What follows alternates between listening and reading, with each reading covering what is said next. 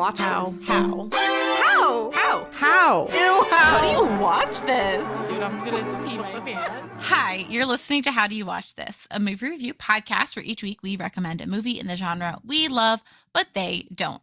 My name is Megan, and I love romance. My name is Demi, and I love horror. And this week, I recommended for Demi to watch Anyone But You, which I am a hardcore convinced you hated. Why do you think that? Because I know you. I know you very well, and I think that there's a lot of things that you're gonna pick apart until, you're smirking and nodding. You're gonna rake this one over the coals. I don't know. I'm a bit of a wild card. Okay, well, we'll see. I have fielded out. So my sister-in-law is Australian, and her and my brother live in Sydney, and so I reached out to them about the movie to get their feedback on it. And I also have had people reach out to me saying, you should recommend this to Demi. And so I'm going to pull up that message. I should have read it beforehand, but I'm going to pull up that message just to remind myself why they loved it. Okay. I'm going to be curious to see what you say, because there are definitely some things that I don't love about the movie, but there's also a lot that I enjoyed about it. Okay. Yeah. I mean, I have a lot to say about the movie, so I know you do. Girl, I know you. Yeah, hopefully this doesn't go too long. But for the common thread, I have no idea what it would be. I was like thinking on it. I'm like, I don't know. Okay, try. You can't even come up with one. No. Okay, you're gonna be so mad. Is it like an obvious one? It's Spider. Oh, okay. Yeah. Okay. Spider I like that. in a That's a major good one. role. Yeah, the Spider Spider's is a a major major role. Spider is a major role. Yeah, it did have a major role in this movie. Yeah. So okay, I was genuinely like, oh, what? I'm thinking Yeah. of things from both movies. I'm like, well, there's no haunted house. Nope. There's no boat. There's no annoying teenagers. There's a boat. Oh, sorry. Yeah, in one, not the other. Got it. I forgot about the spider. I was too distracted by other things in that scene. Yeah, there was a lot going on in that scene.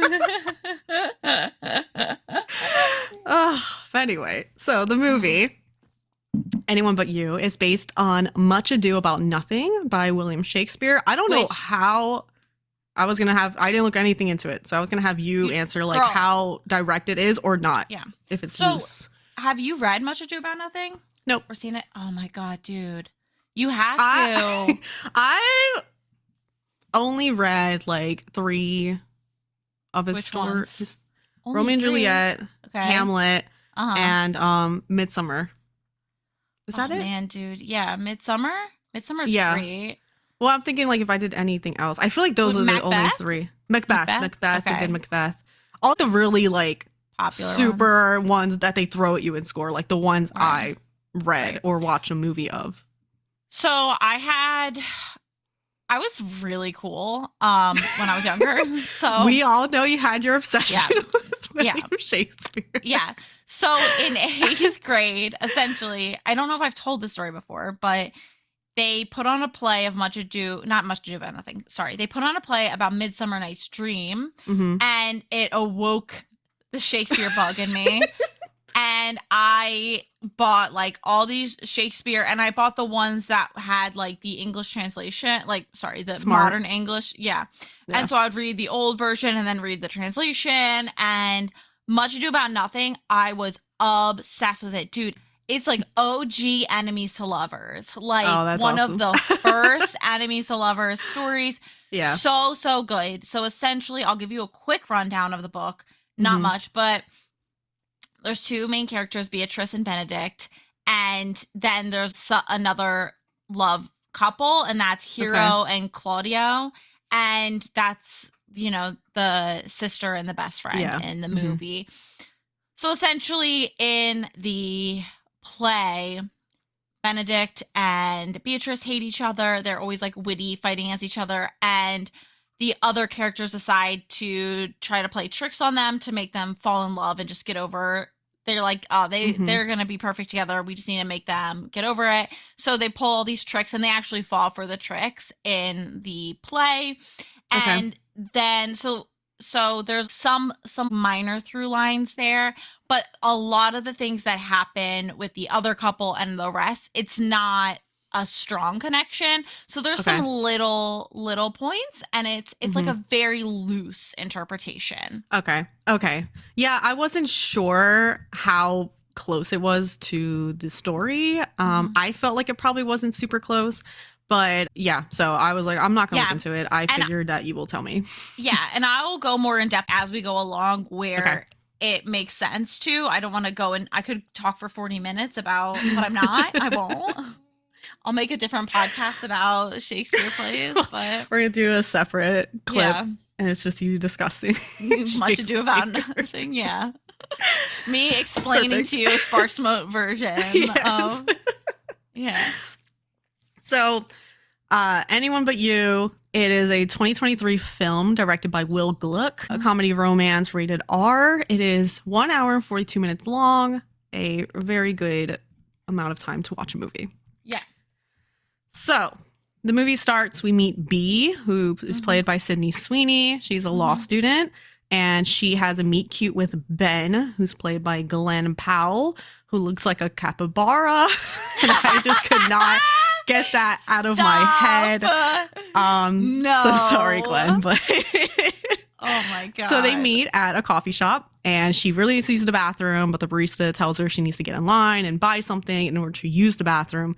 So Ben steps in and acts like she's his wife, and he grabs her a drink, which is really cute and really charming. Would have worked on me. Oh, hell yeah. So in the bathroom, she ends up spraying water all over her pants and has to dry it out before meeting him. And I don't know why this scene was in here. I don't know if like I'll tell you why. It's the same reason why they had the other like over the top, goofy, silly scenes. It's just for comedic relief. It doesn't it doesn't make sense. I was also like that. For me, I would just go out with wet pants, but at the same time, if I had my jacket, I would have been like, hey, funny, I sprayed myself. I didn't pee myself. But anyway, if you still want to talk to me, I would be walking out with my jacket over my crotch. Exactly. I would not have spent time in there drying my pants. I would have been like, well, no, because then he's gonna think that I had diarrhea, and I would rather him think I peed my pants. Exactly. Yeah. He's like waiting for me outside the door, and I'm taking forever. Like, no, thank you. I would be sweating. I would not. Yes. So anyway, they meet back out. They have an instant connection. They spend a date together.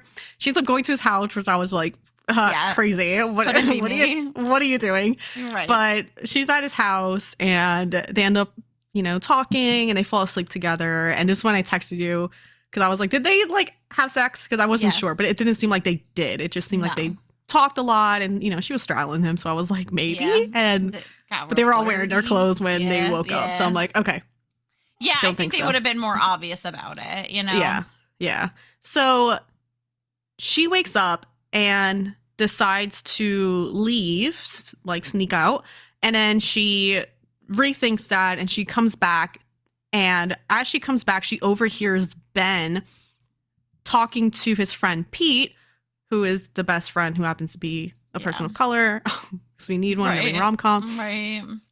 Ben is telling his friend Pete, like, he's just insulting her pretty much, but it's pretty much to play it cool around his friend, because his friend can tell that Ben really likes this girl, and B is upset, obviously, and just runs off, so Ben doesn't see that she comes back, and we gotta love...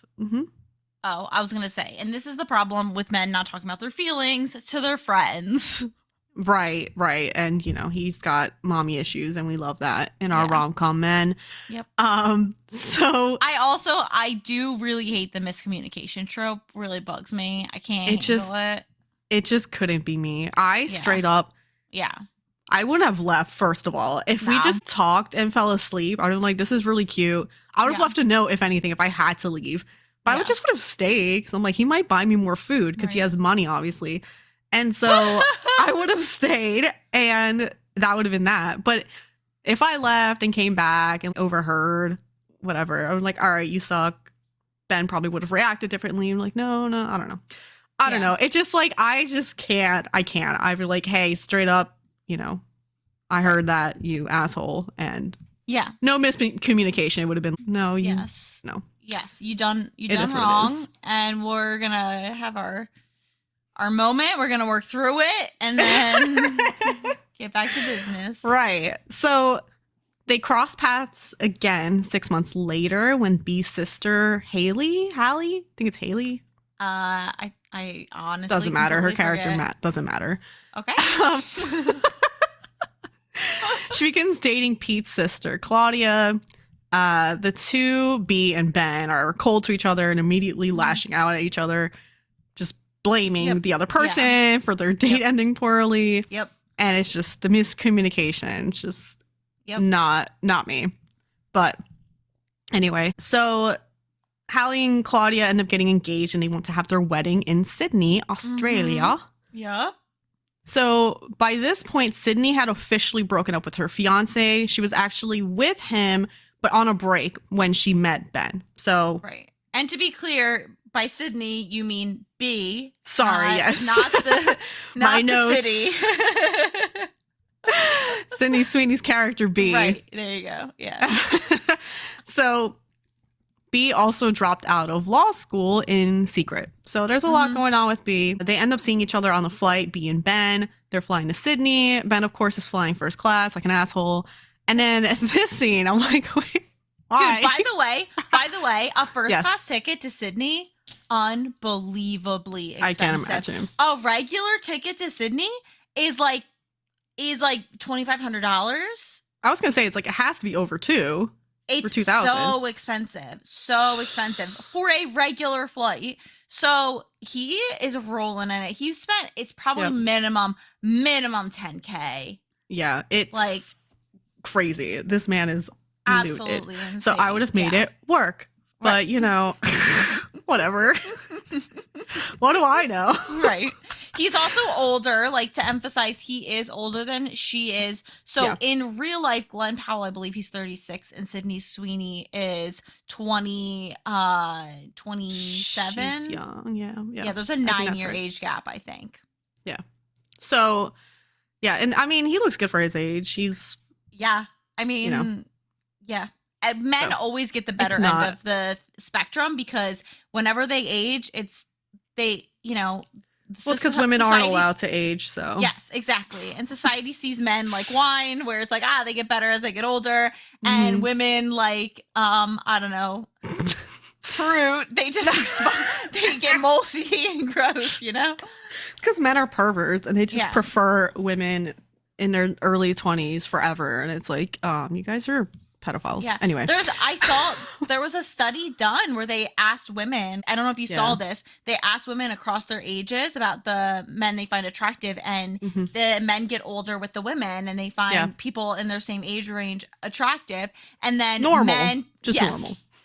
And then for the most part, the men who were polled were pretty consistently like in the 20s. They did not age out of Which is crazy to me because I look at a man in his mid 20s and I'm like, you're a baby. Oh yeah. It's the second I found out how young Bad Bunny was, I was like, oh, how young is Bad Bunny? Call the police. I want to say he's like 23. What? No, he's not.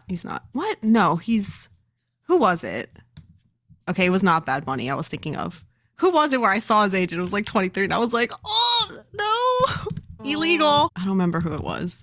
But it was genuinely a shock. And I was like, I can't support this anymore. Yeah. No. Yeah.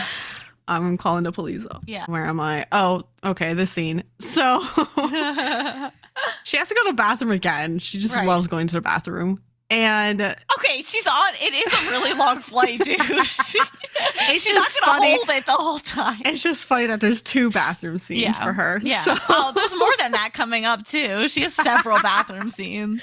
She just loves the bathroom.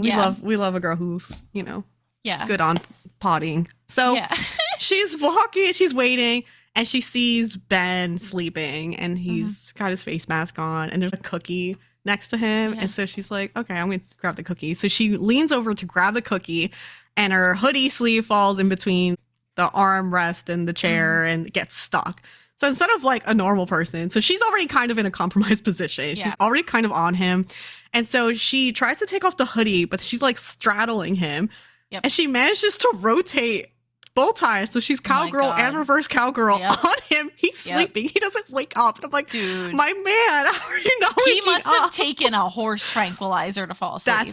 That's so we later realize he's terrified of flying. So I'm like, okay, Yeah. he had to be super drugged up Yeah. to not feel this.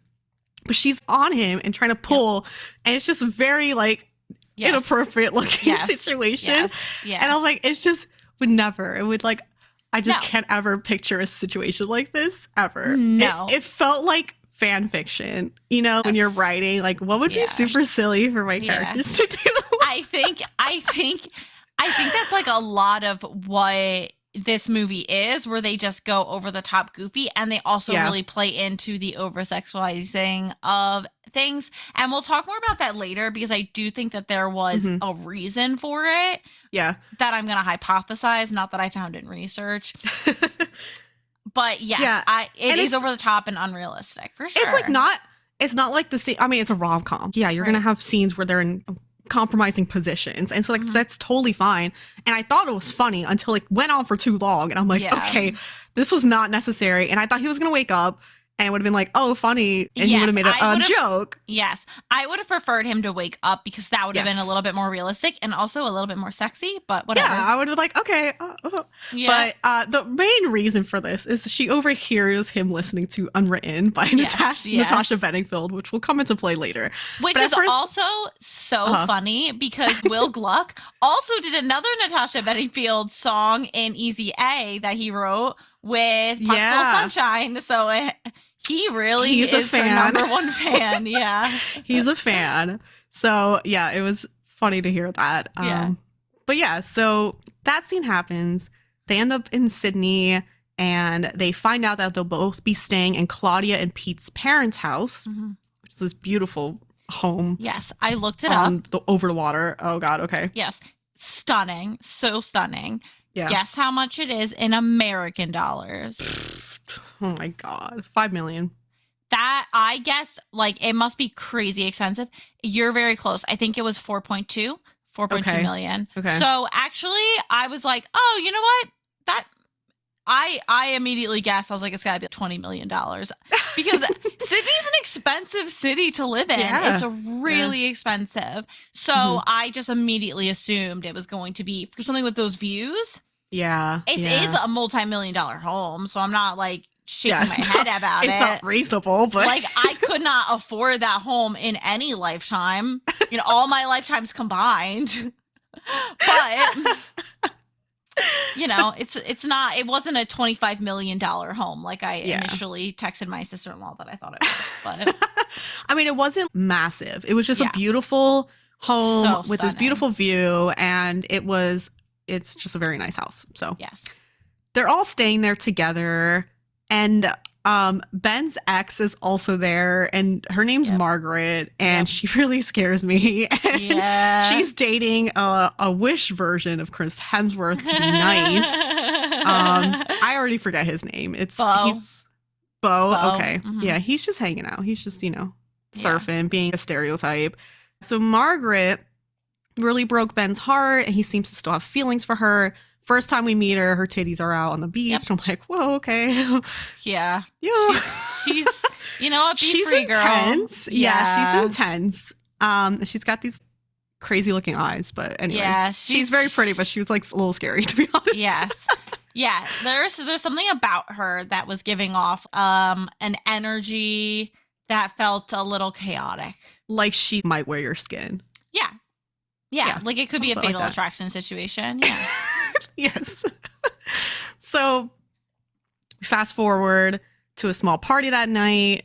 Things go really south when Ben and B are just bickering at each other, and they end up shooting a firecracker, firework at this cute flower display they had. Catches on fire, which partially catches B's sister's hair on fire. Dude. And then Margaret rips off her satin slip Makes dress no sense. and No. tries to like put it out with take the out dress. the fire. And I was like, no one would ever do that unless you're really trying to impress someone, because she was wearing a really cute matching set underneath. Yeah, but I was just like so shocked by what happened. I was like, okay. It was a wild choice. It's not something I would ever do.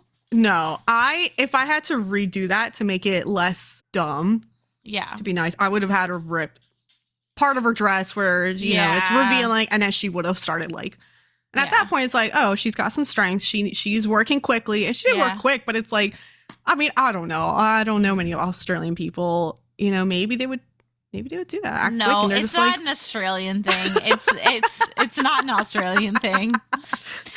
I did talk, so I asked my sister-in-law because I was curious. There's a lot of Aussieisms that they tease about in the movie, especially, you know, they make fun of the coffee a lot, about how much they love their coffee and how strong their coffee is. Yeah. And my sister-in-law said that if anything, her and my brother watching it made them feel really proud of Sydney and love the representation and all the goofy little Aussie-isms. They found it to be endearing and over the top, but not in a way where it was, you know, pointing fun at them or poking fun at them. Yeah. But in that it was like, yeah, we are coffee snobs and we love our coffee and we have the best coffee, like obviously, in that kind of a way. So that was nice because I think that so often, especially when we have other cultures represented and we poke fun or tease, it can, you know, hurt some feelings. But I liked knowing that it was done well and that they enjoyed that aspect of it. Yeah. I didn't even see it in that way with the coffee. Yeah. But yeah, I'm like, well, Australia's obviously better in most ways. So honestly, it's amazing. It seems amazing. I haven't been yet. I have to go, but someday. The only negative is the wild animals and spiders. Yeah, everything's gonna kill you. Yeah, the spiders, dude, they legitimately are humongous. And my brother has sent videos of the spiders in his home, in the place they live, that would have made me leave the house forever. Nope.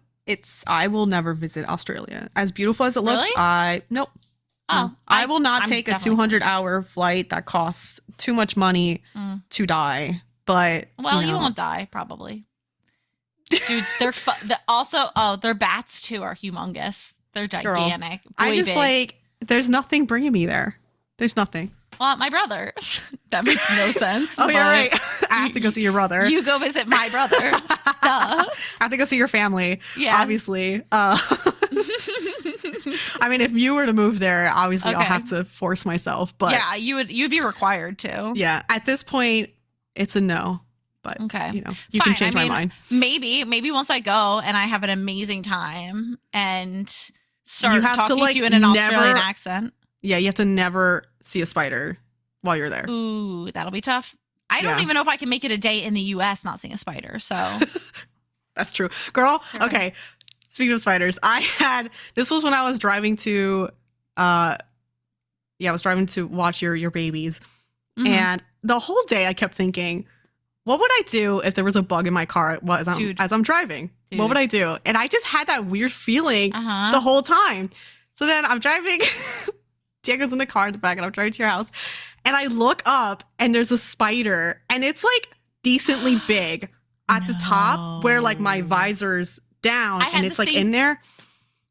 Girl, I was like, I can't panic. My son's in the car. Yeah. So I flipped up the visor and I started punching to try and kill it.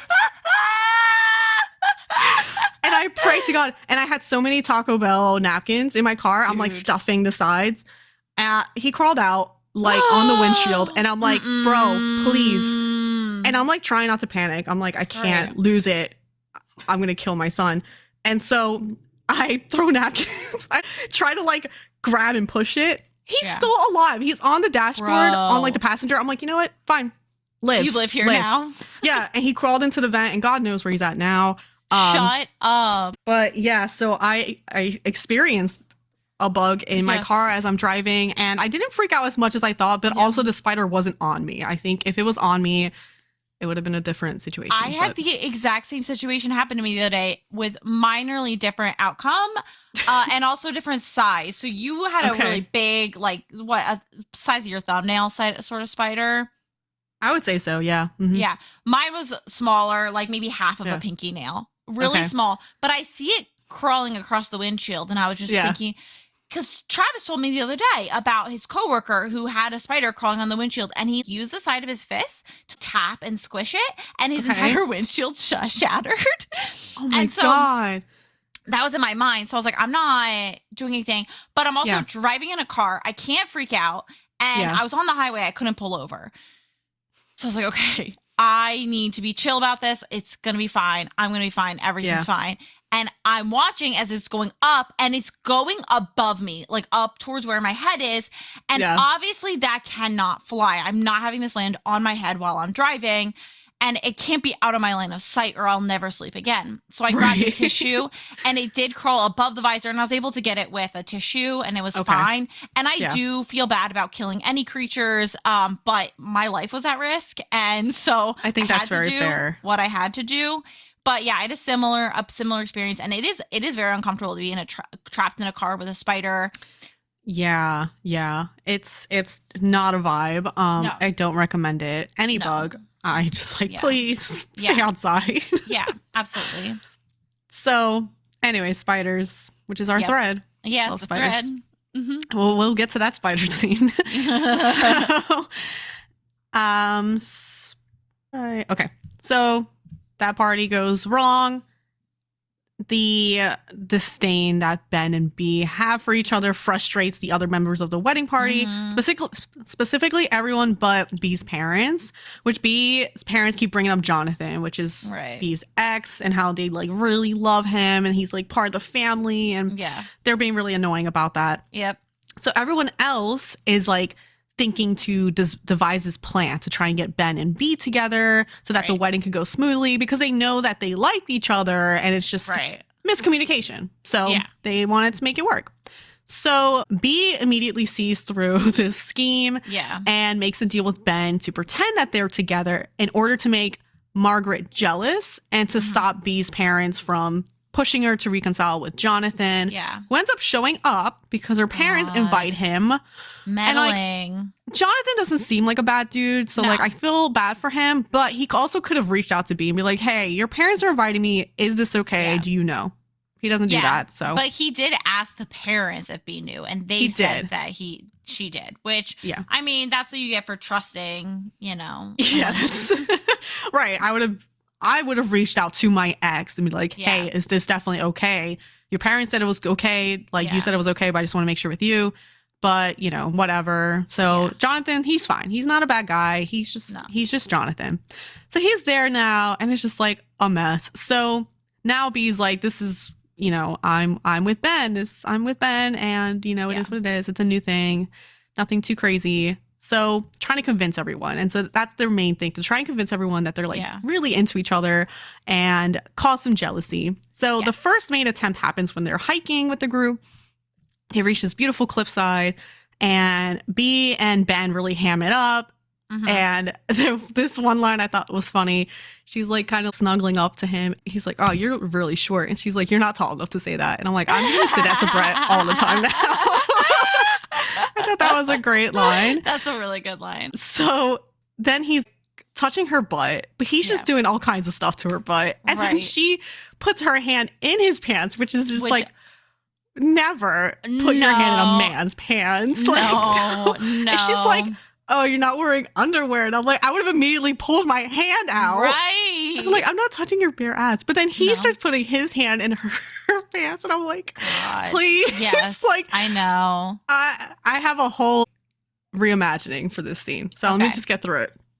Okay. So they're doing all this, but the group is distracted by this really cute koala off to the side. So they don't see anything that's going on.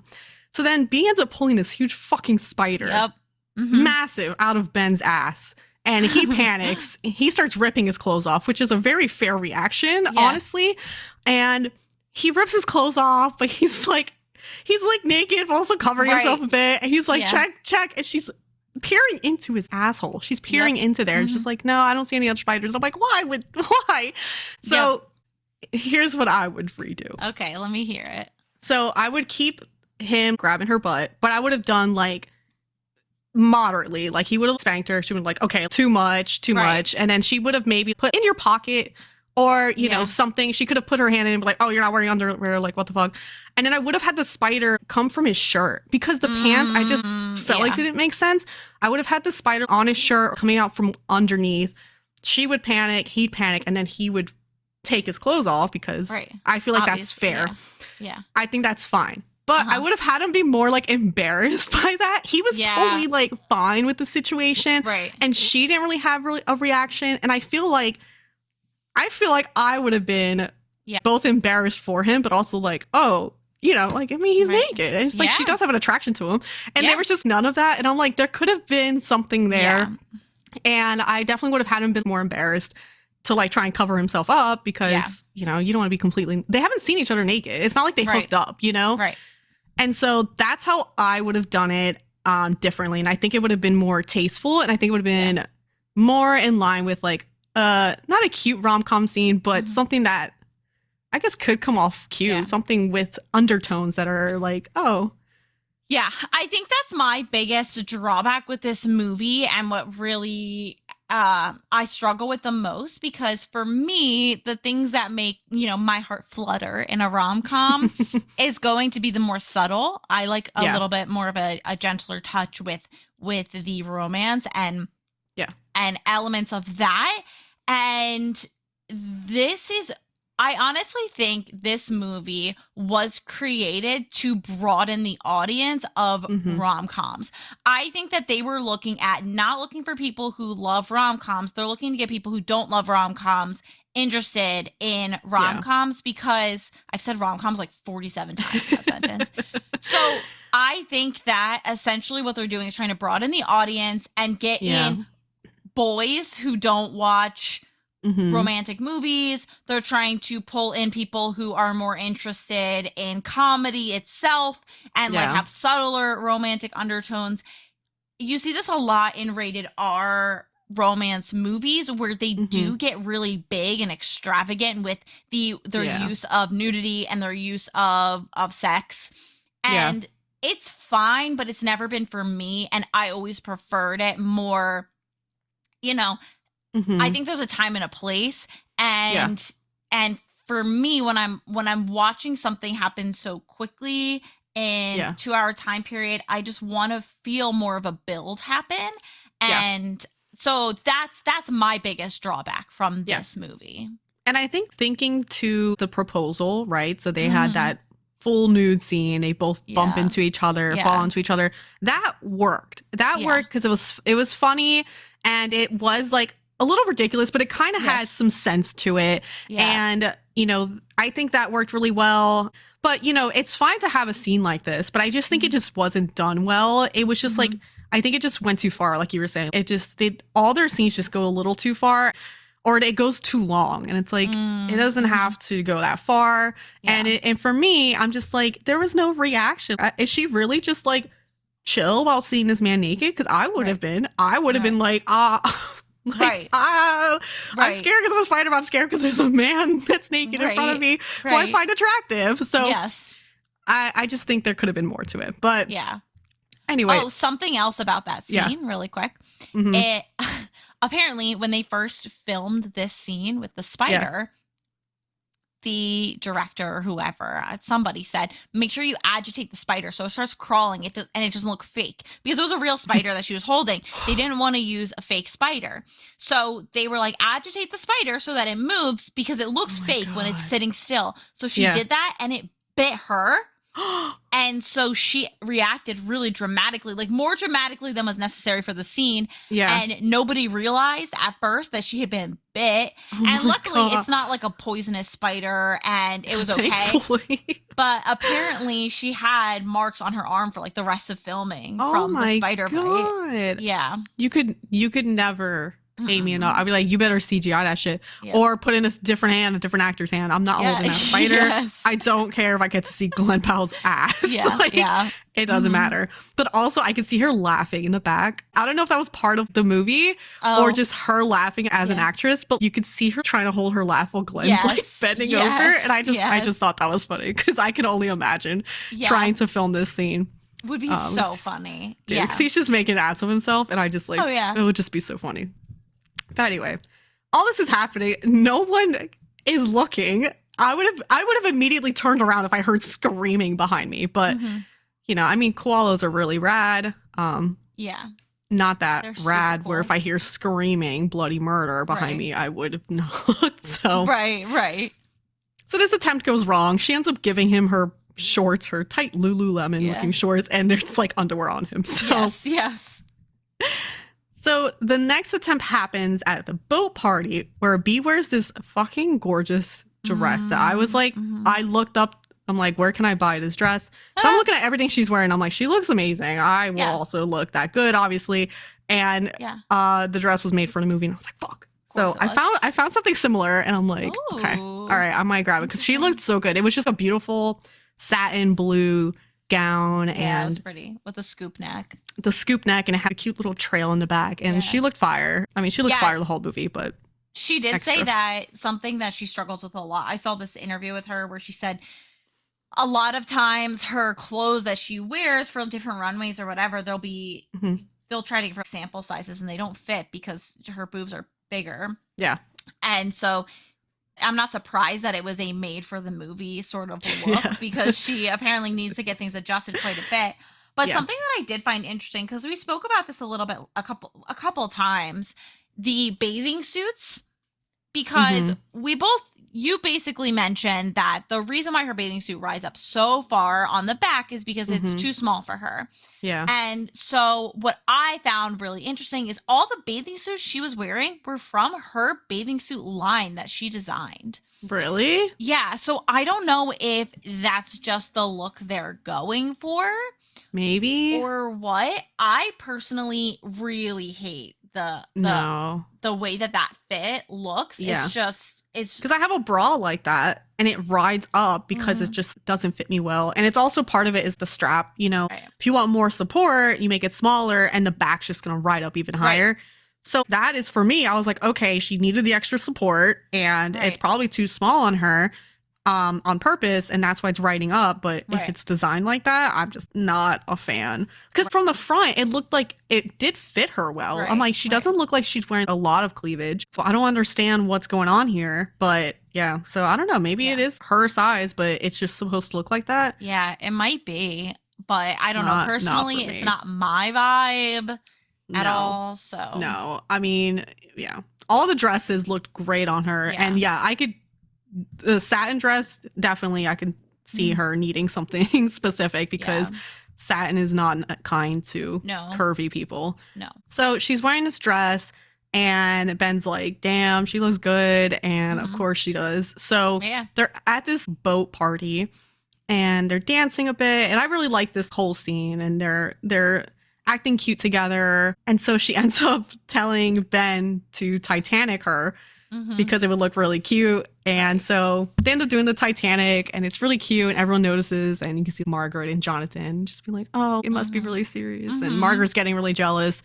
So it's working. So then Ben ends up walking away and as B tries to get off, she ends up slipping and falling into the water. My nightmare. Oh my God. Oh God. I know it would be. You would hate that. Woo. I would just die immediately on impact, just like I'm sinking.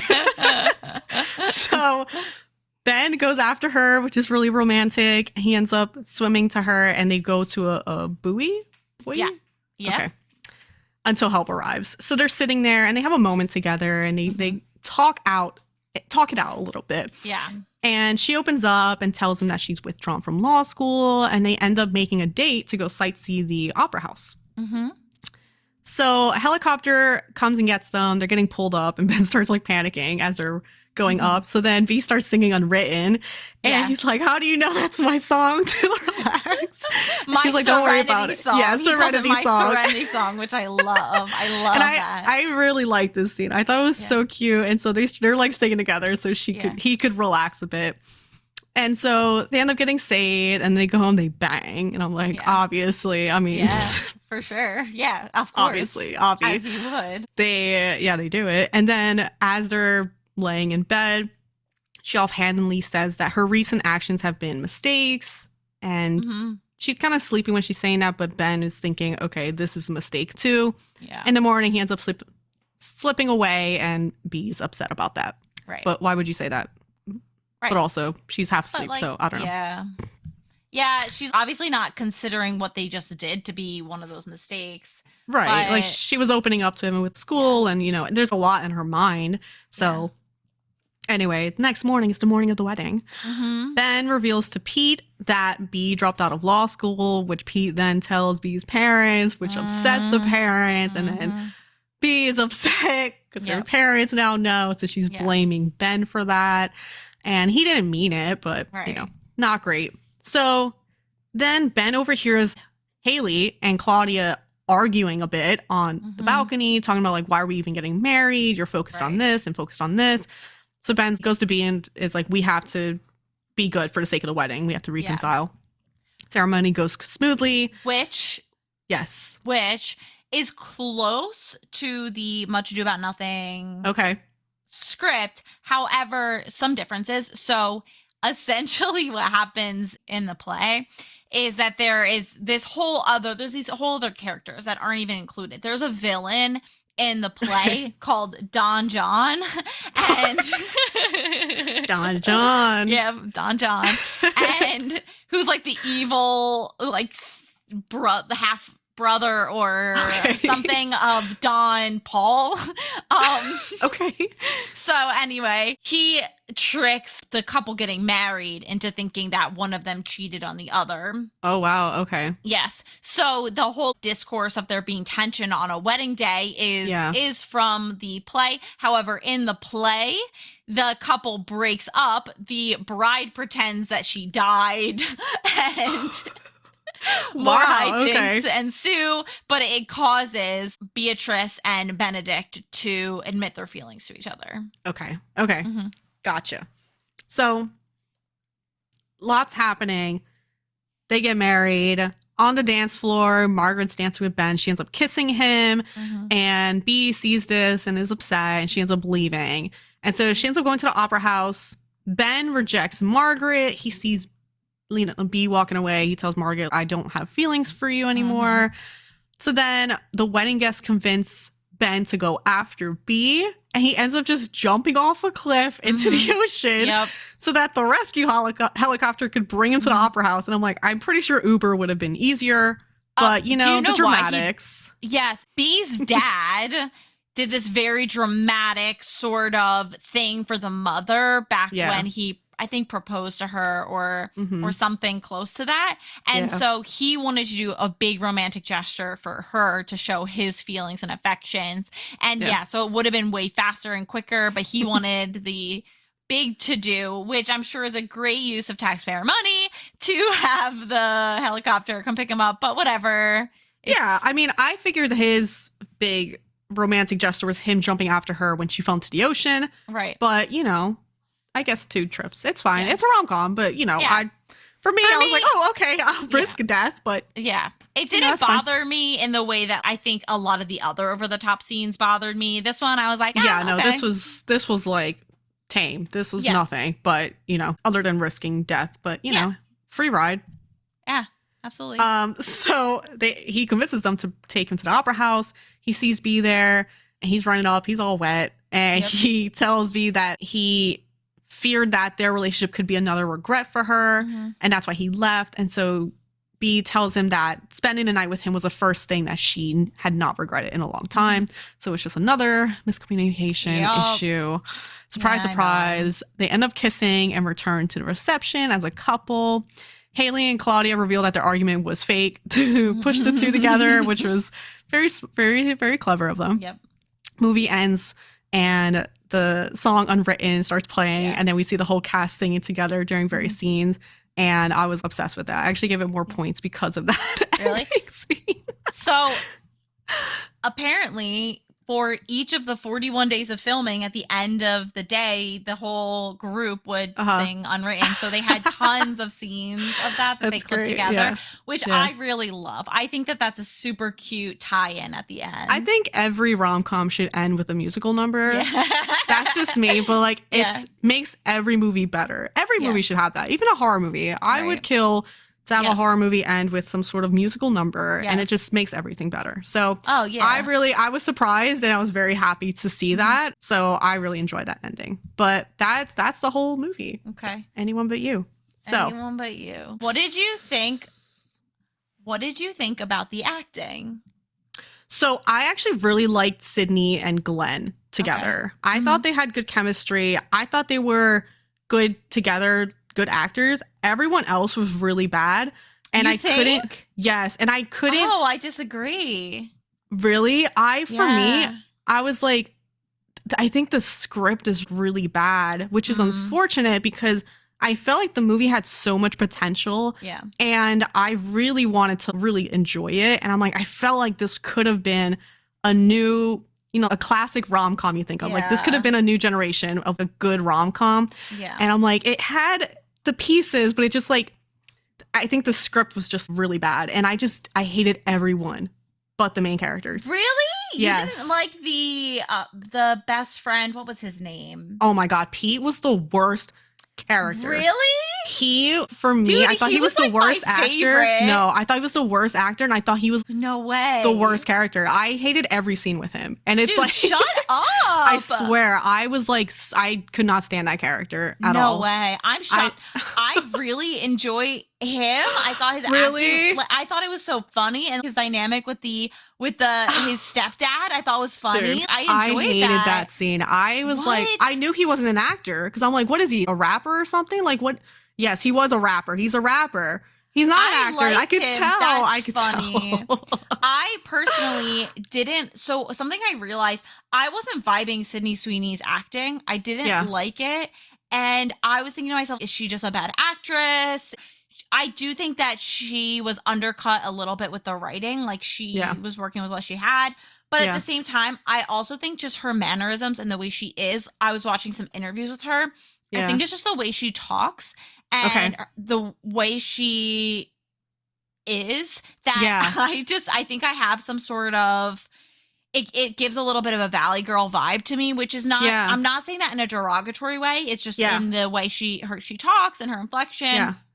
And so it might not be that she's a bad actress. I just don't vibe with the way she presents herself. It's weird because I was just thinking, I'm like, I find the way she talks and her accent really attractive. Oh. And and I was like, I don't know what it is. It's like she has a certain, I don't know, her voice is a little deeper and it's just like, it's a little I was grittier. like, I kind of like that. And so I actually really liked her in the movie. And I have seen her in another movie. I didn't watch Euphoria, so I have no idea her acting abilities in that. I know she's popular in that. But in another movie I saw her and I thought she was pretty good.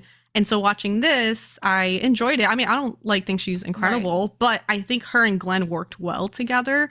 Yeah. So for me, I was more focused on them. And it's not that I hated the rest of the cast, but I also was not vibing. I think it was the script. Because I just wasn't a fan of anyone else. And I just, the sister and the fiance were fine. The parents were fine. Everyone was fine. But Pete was bad. Unfortunately, okay. He was fun. Disagree. He had the fun vibes, and I appreciate that. But I didn't like the scene with him and the stepdad. It's so funny. I thought it was so fun, and they kept dropping Shakespeare lines. That's why I think you liked it. For me, I was like, it feels too gimmicky. It feels too much like they're pulling from the play, and like, I loved that. I get it, but I'm like, if for me, it didn't fit the movie. It just didn't vibe well. But that's exactly what it felt like. It felt like they were pulling from the play. So I think it's just you either like it or you don't. Yeah. So it's funny that we like different things and vibed with different things. Yeah. What did you think about the penis reveal? Oh my God. It was like a jump scare. For real. I was like, oh my God. It was, not necessary, but it was like kind of funny. I mean, it was fine, I guess. Like, we see titties, you see penis for half a second. I'm fine with that. He was such a weird character. Yes. What was his name again? Bo. Okay. Yeah. He was just a goofy Australian guy, but he's there. Yeah, that was a little shocking. I was like trying to think about the over sexualization aspect. And I'm like, I don't know if Sydney was as over-sexualized as I thought she was going to be. Yeah. I thought it was going to be a lot worse. I feel like Margaret was more than Sydney. Okay, that's fair. I think Sydney just has big boobies and everything's going to look sexy on her. I think in general, I do have to say they equally sexualize both main characters. So I don't want to say that this is another situation where a woman is placed in a role and she's over-sexualized and the man isn't, because they did show, for him as well. They show a lot for both. Yes. And even, you know, the sex scene, they're always going to be showing off a girl's body in a certain way. Yeah. And it didn't feel over the top in those aspects. No. I do feel like, in general, personally, I prefer less is more when it comes to sexualization in movies. And my sister-in-law, when I said that, I said F you, essentially. She was like, she loved it. She thought that was great. And I didn't mind their sex scene because it did show a lot, but it did feel very sensual rather than, you know, when you think of Jerry Maguire and that awful gross scene with him and his ex-fiance at early on. God. That compared to this, I was like, I would prefer scenes like this. No, 100% agree. And that's, I'm not saying at all that I didn't like the way they did the sex scene. I actually much prefer this. I hate it when rated R movies in romances really just ham it up. Yeah. And it's way better to have the actual romance. I was just meaning the nudity in general across the board in the movie, not specifically for the sex scene. I think that was fine and didn't bother me at all. I just felt like there were certain areas with the fact that the clothing was always more revealing. She's always in skin tight, or she's in, you know, the bikinis that don't seem to fit very well for me. Yeah. Just didn't vibe. But at the same time, that's just my personal preference. Yeah. Yeah. I was like thinking her hiking gear. I'm like, I mean, it's what the young girls are wearing. Yeah. Like, she has a really great body. So everything's going to look sexier on her, you know? It's just like how it is. Because she's got the curves. So it's really not fair for me to be critical of that, because it's not like, I don't want to be critiquing her body, and I don't want it to be that. I find that there's a very thin line between just having a body and being sexualized. And again, it's not like they did it over the top, but I think that this just comes from my own modesty and my own preference towards that. Right. So that's, you know, I don't want anyone listening to be like, oh my God, Megan's a prude, because I'm not. I think it's just it's different when you have a bigger chest. Like, a lot of dresses, I mean, think about how many gowns I've worn. Right. 90% of the time my titties are out, and it's like a lot of times it's because those style of dresses look better on me because they're more fitted, and the tops just happen to be a halter or something that's going to support the top. So and all her dresses every time. Thank you. You're welcome. All her dresses supported her top very well, and I was like, I need to find those dresses because they look really good on her. Yeah. And so her boobies are out, but for me watching it, I guess I was just like, you know, it's what it is sometimes. It's just the girls are out to play. In the beginning of the movie, you see her rushing to the bathroom, and you know, her things are jiggling, but it's like that's what happens when you're rushing. They're gonna move. Fair enough, because for me, if I was wearing her hiking outfit, you would have been like, who put a ruler in a swimsuit? Like, there's just is that celery?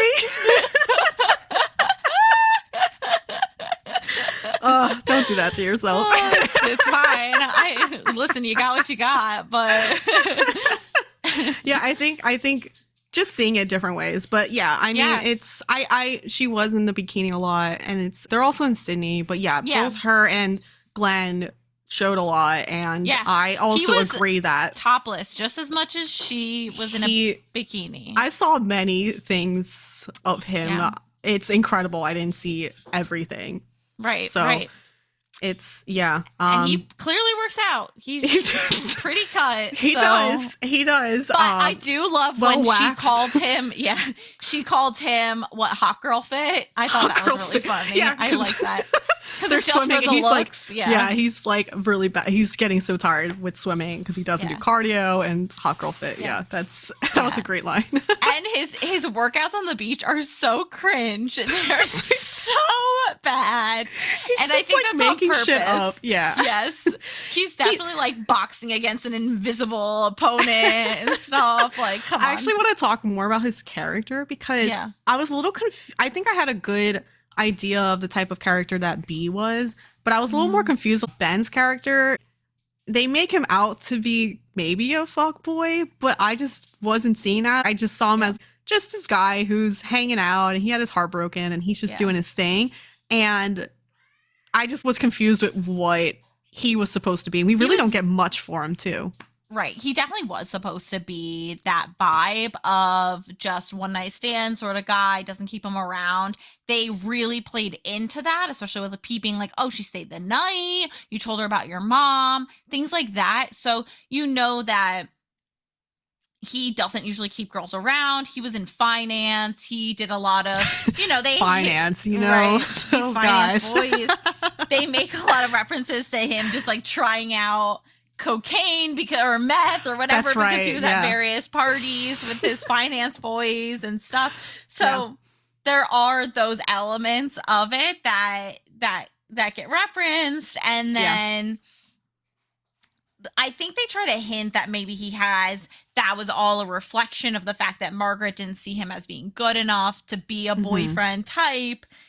But they don't really give a lot of backstory. And honestly, I don't think they give a lot of backstory for anyone. No. And I feel like, I don't know if Glenn the way he was portraying the character, I just couldn't get that feeling from him. Yeah. He just seemed like a goofy guy. And I was just like, I just don't picture him as this fuckboy type of dude. But I don't know. It just could have been the script or the way he was acting it. But we also don't see him doing anything.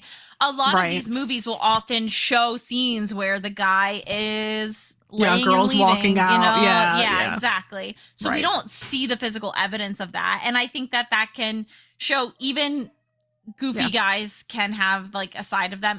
And there's nothing intrinsically wrong if both people in the relationship are consenting to a short-term thing, then I mean, fuckboy gives the idea of very derogatory, where maybe it's not a negative connotation for him and he's just very casual with his relationships. But no, that's very true. And then with seeing them together and they didn't do anything on their date, for me I was like, okay, who is this man? He was being respectful. He made her grilled cheese. Yeah, which she was kept eating while it was hot. And I know. Travis was like, what are you doing? What are you doing, girl? He was like, it's high. What is she? Why would she do that? She's just silly, I guess. She's, silly girl. Yes, goofy. It's just so he could have an excuse to kiss her, I mean, I guess she knew what she was doing, but. Yeah. All right. So I'll continue my review. Most memorable scene, I just put Sydney Sweeney in that blue dress. Okay, fair enough. As my most memorable. Okay. Deleted scene, I chose the spider butt scene. It was just a little much for me. Yeah. Main, smash. I mean, nothing really negative. Yeah, I don't know how you could say no to that. Side, who did I pick for side? I think it's just like mostly anyone. Who did it? No, I had someone in mind and I don't know who. It might have been Pete. Sorry, Pete. He wasn't too bad. I don't know.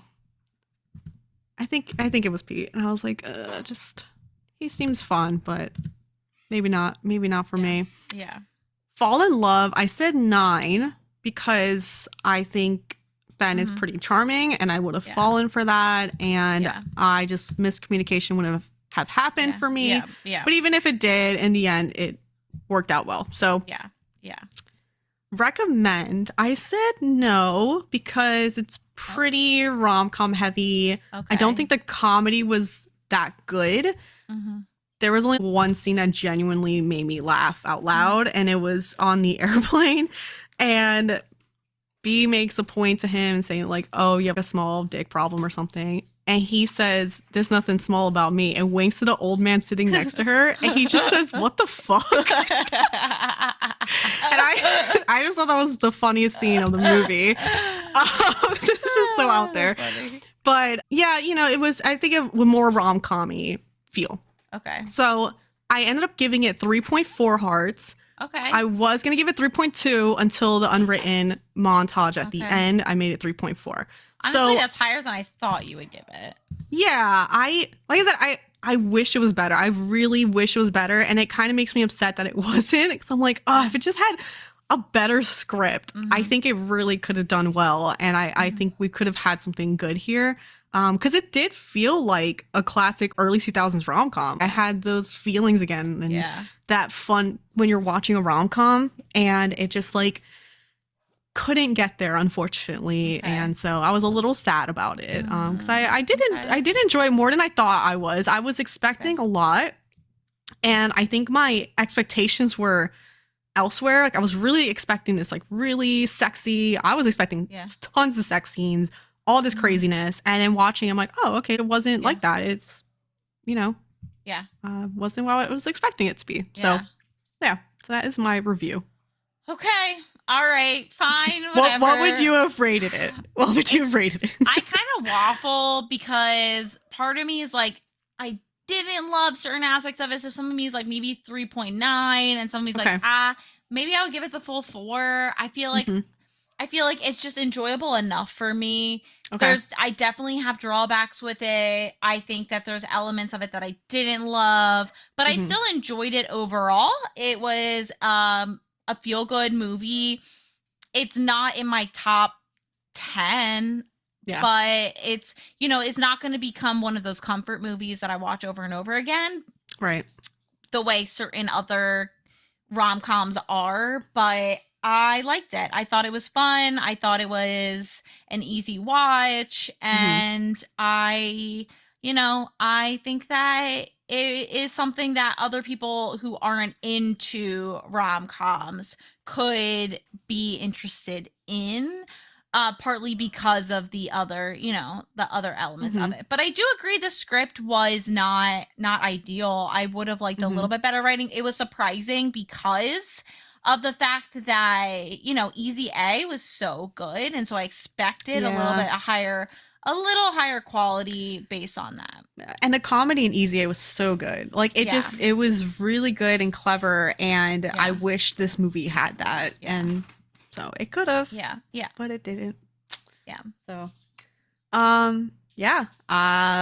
anything else before I give you my movie? Yes. So I wanted to give a couple of other quick fun facts about the movie. There's a lot of things that don't get mentioned from the play, but one of the ways that they sort of carry in the themes or the ideas or the names and personalities from Much Ado About Nothing is through small homages. So one is that in the play, Belle and Haley are named last name Messina, which is the Italian city where Much Ado About Nothing is placed. And there's also the place where they pick up the wedding cake, I think is called Dogberries, which was the name of the constable in the play as well. Another thing I thought was interesting, this is going to be my only other fun fact, is that in the play, it's hinted that there was a point in time when Benedict led Bea on. And so that idea of that intro scene, which of course they don't have that in the play, is sort of feeding into that idea of there being a little bit of a history there. So I thought that was cool too. Yeah. I actually really like the name Benedict. It's a nice name. It's a nice name. Solid name. Yeah. So, awesome. So my movie. I'm nervous. Don't be nervous. You should always never be nervous. It's Halloween week, dude. You're going to give me something evil. I already gave you my Halloween movie. Okay. So my movie for you is called Gretel and Hansel. Oh my God. So not Hansel and Gretel. Gretel okay, I already and know what the common thread is. I already know.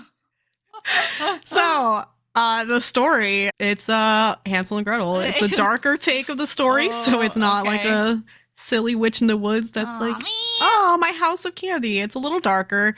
It is a newer movie. And yeah, so I was going to choose Hansel and Gretel Witch Hunters, which is like an action movie. Okay. But I was just like, I feel like this fits a little better. Okay. And yeah, we'll see your thoughts.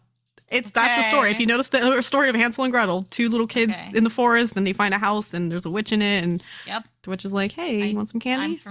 I'm familiar. And then she tries to eat the children. So, yep. Cool.